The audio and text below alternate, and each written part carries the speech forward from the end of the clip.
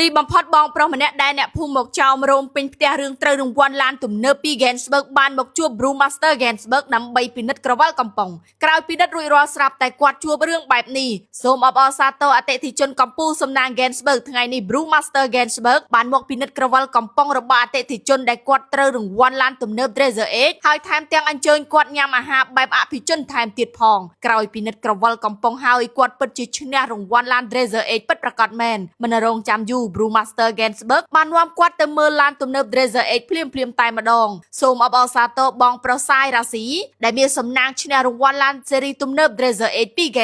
Gainsbourg ពិតជាអស្ចារ្យប្រគល់រង្វាន់ឡានជូនអតិថិជនពិតហើយលឿនរហ័ស Gainsbourg មានរសជាតិឆ្ងាញ់មានរង្វាន់ពិតជួបជុំគ្នាដាក់ Gainsbourg ពីល្ងាចក្រោកព្រឹកឡើងធ្វើការបានធម្មតាចង់បានរង្វាន់បានឡានស៊េរីទំនើបកុំភ្លេចរីករាយជាមួយ Gainsbourg រង្វាន់មានពិតមែនហើយបងប្អូន Gainsbourg ពិតជាត្រូវឡានលយកាលីបទាន់សម័យពិតប្រាកដមែនប្រគល់លឿនរហ័សភ្លាម